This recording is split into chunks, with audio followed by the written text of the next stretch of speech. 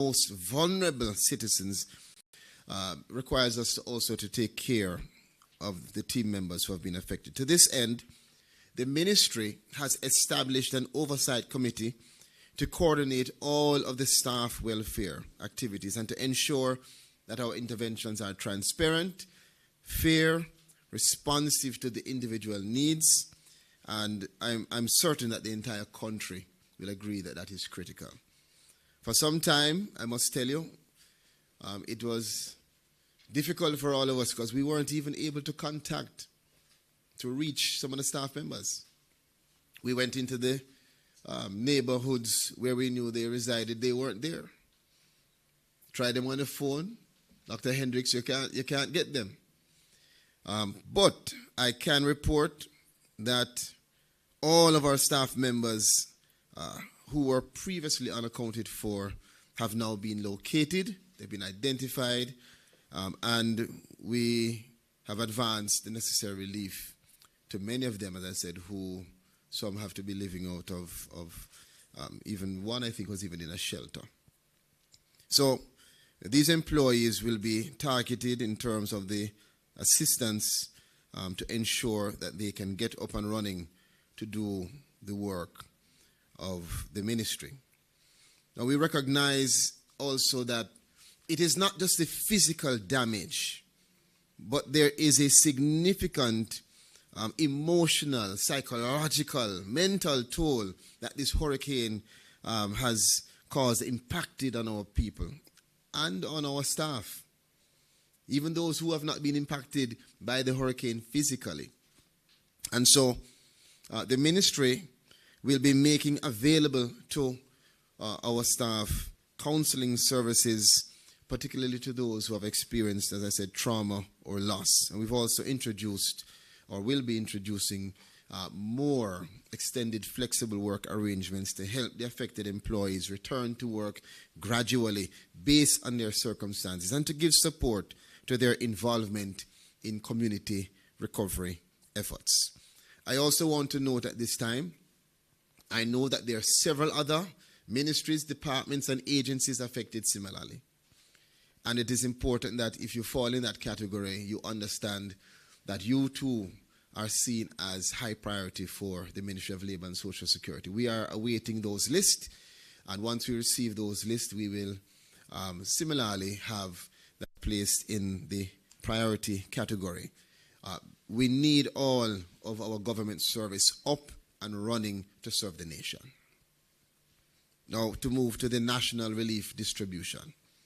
As chair of the Humanitarian Assistance Committee, the ministry continues to advance Jamaica's national relief and recovery coordination. Let me give you some updated statistics. As at November 19th, in partnership with JDF and other stakeholders, we have conducted 138 air and ground drops to communities, or at least that number, that were inaccessible due to the flooding and the infrastructure damage. The ministry has dispatched close to 60,000 food packages, 59,320 at last count, more than 24 hours ago, and that information is still coming in, mainly in the parishes Westmoreland, St. James, St. Elizabeth, Trelawney, Hanover, St. Anne, that are most greatly affected, Manchester as well. I want to note that this figure does not account for the entirety of all packages that have been dispatched. We have thousands more of packages that have been delivered, but perhaps not within the remit of our strict account in terms of the formalities. And let me also indicate that when we do our airdrops, the packages, for instance, that come from World Food Programme are usually packages that account for feeding of a family of 3 for 1 week.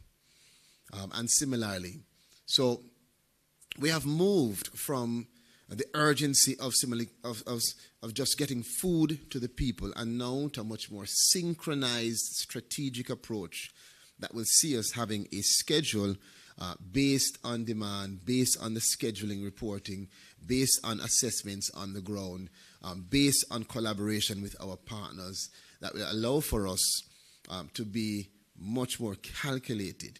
So you will see the figures fluctuating. Don't be despaired. That's based on what information we're receiving on the ground, and we're ensuring that where there is need, we can move swiftly to attend to that need. As it relates to the composition of food packages, and I raise this also, Paula, because this is something that I heard on the radio. And let me say, we understand that many Jamaicans who are not completely informed will draw assumptions. Sometimes those assumptions are not correct. But I understand why. I think the entire country wants everything to be done right now. And that's the way we feel as well. But let me bring some accuracy to the composition of the food packages. The food packages are containing protein sources, including canned meat, fish, and beans, as well as powdered milk. They also contain canned vegetables, staples such as rice, flour, cornmeal, and crackers, as well as essential condiments such as oil and sugar. Beyond food, we continue to provide hygiene kits, tarpaulins, blankets, mattresses, bottled water, solar lanterns, cleaning agents, tabletop stoves, all guided, as I said previously, by the needs identified in our field assessments. And let me give you an example. You may be in one area where a neighboring community, Minister Williams, requires food packages. But the other community, based on their circumstances, is not marooned by the increase in flooding, but needs cleaning agents, as in Catherine Hall, where their significant issue is that of all the areas in the country, what happened to them was just this influx of a mixture of mud and water that went into the homes, covered some of the vehicles. And so their primary issue now is water and cleaning agents, which is why the Prime Minister, guided by that data, has defined a particular effort that has been advanced to help that area. Before I move to household damage assessments, I also want to recognize the significant support from members of the private sector who have been assisting, have embedded themselves into all of our processes, from procurement to production to distribution, and who have been doing on their own as well.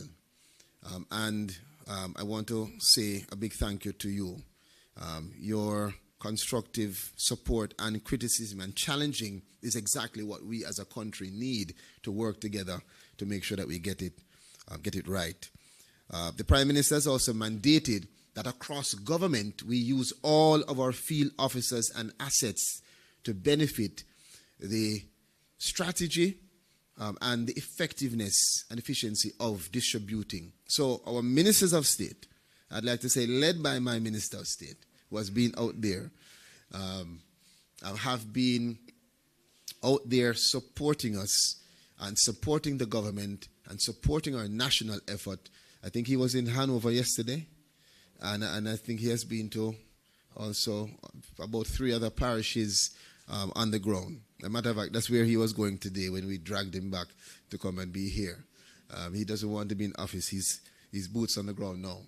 But I want to acknowledge them because, again, this is the time when across government we have to pool all of our resources towards this collective and singular goal, restoring Jamaica. Moving to the household damage assessments, I want to first indicate that the Ministry of Labour and Social Security, we lead a multi-sectoral assessment, and you can see it on the screen, several of the elements of that group. And those teams comprise state and non-governmental organizations.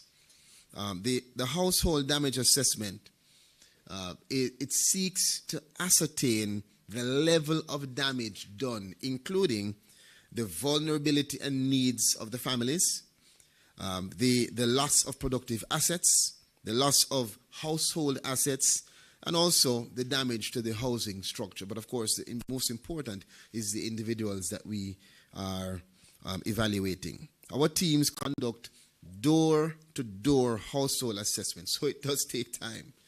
And that is why we are expanding the team and training persons. CTD Dare Williams has been training every day. I think we trained yesterday, and we're training today, and we're training tomorrow. And we continue to train because our effort is to expand the boots on the ground so that we can get as many assessments done as possible. We learned a lot of lessons in burial. And we were on the ground trying our best to utilize the tools that we had.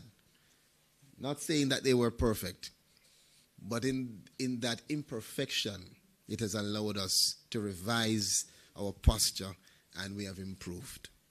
And so with the work done over the last year in partnership, particularly with World Food Program, our director, Suzette Morris, who is our representative on the Humanitarian Assistance Committee, has been tirelessly working to make sure that we have a new, improved JH Diner tool. And when I heard that word, JH Diner, well, the phrase, I wondered, what? So let me break it down for you. Jamaica Household Damage, Impact, and Needs Assessment Tool. I think that was named by Nackley from Food for the Poor. Only he is so complicated. His mind is that complicated. It seems to be from Nackley. But it's an important tool. And it is a nationally recognized post-disaster needs assessment that is utilized by more than just the Ministry of Labor and Social Security. We have all of our humanitarian assistance partners that receive it, using it, so that we have one collective capturing of data that is cohesive. It captures information, as I said, on the damage to housing structures, impact on the household members, as I said before, the productive assets, immediate needs for relief and recovery. And the information collated from this instrument is very important. It is that data that is collected by the JH tool that is then used to determine what support we give to you. So when we go into your community and walk on your lane, P.S. Jennings, and you're not at home, and your neighbor is at home, and your neighbor is assessed, but you're not assessed, your neighbor can be advanced. So what we're doing, based on the knowledge that we've gained from Beryl, in using this tool, is we also note, as we go through, the persons who are not there, and we are defining also a self-reporting mechanism to complement what we do on the ground in terms of using the JH Diner tool. Who we have missed, or those persons who were missing, we can find them or give you a platform to let us know that you too have been impacted. Now, this is an upgrade from our previous manual process. And what are the benefits of this upgraded, modernized approach? This approach allows for us to have significantly greater efficiency and accuracy in the collection process. It's not only faster because as you use the tablet or the phone with the application, it's immediately uploaded, and so it eliminates the need for that data re-entry. But it also eliminates the mistakes that come with having to move data from one place to the next. We are human beings. The tool is versatile, and it allows us now, Ms. Shepherd, to go out and to capture images. So when I previously would go and say to you in my subjective mind that there is massive destruction, and then you see the picture and it is a door that is missing, that now can be reconciled because the tool allows us to capture images and retain also GPS coordinates of the relevant locations.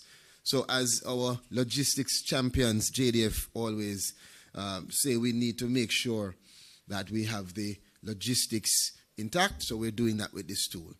We're not only capturing the data, we're capturing where we are, what's the location, and we have the images to know exactly what happened.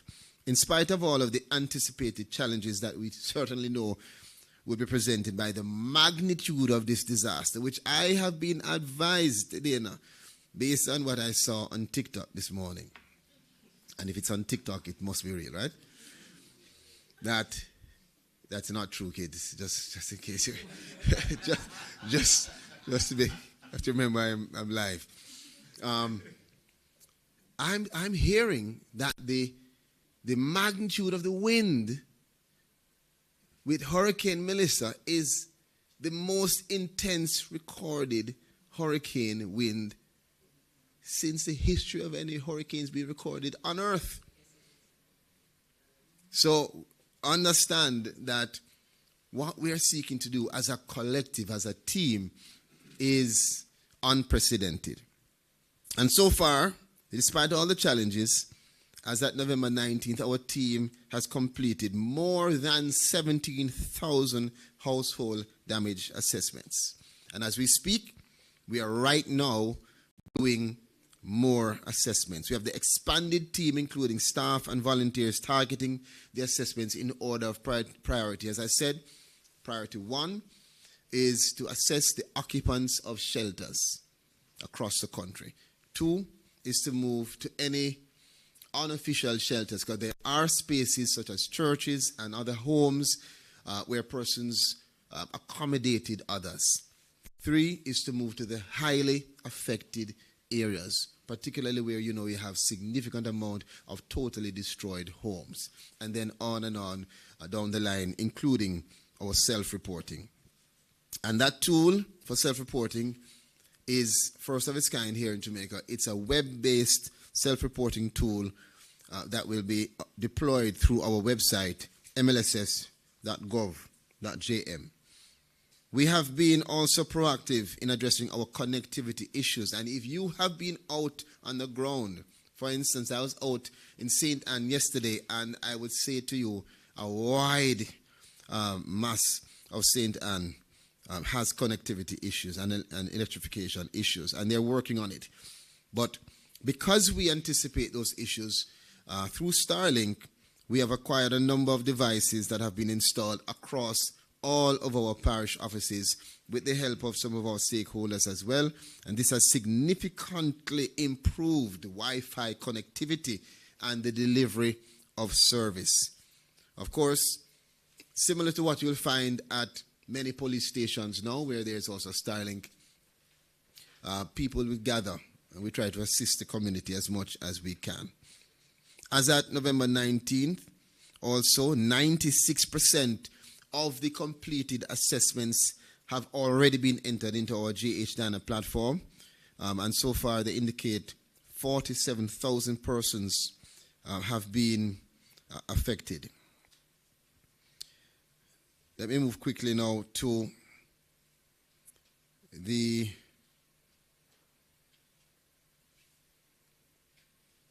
team. The targeted support for our vulnerable groups. As you know, this is a people's ministry. We focus on our senior citizens, persons with disabilities, our beneficiaries for PATH and others. And so I just want it to be stated clearly that as we do our assessments, as we do the distribution, as we do any of our engagements, we certainly have as a high priority those vulnerable groups. The JCPD, Dr. Hendricks is here, together with key partners such as the Jamaica Society for the Blind, Jamaica Association for the Deaf, and the Combined Disabilities Association, Abilities Foundation, and others, have been on the ground conducting home visits, assessing needs, and delivering care packages to persons with disabilities and their caregivers as well. We want to assure the community of persons with disabilities that you remain a priority. And also your caregivers. Because many times, and I've learned that many times the caregivers are not brought into the conversation, but we highlight them and we want them to understand that they can contact the JCPD. There is a WhatsApp number. Let me give you 876-447-0444. That's 0444 or 876-299-7393. Or you can reach out to any of our social workers at our parish offices or through the JCPD. For senior citizens, quickly, the National Council for Senior Citizens has mobilized a network of over 100 5721 to 5721 to 2.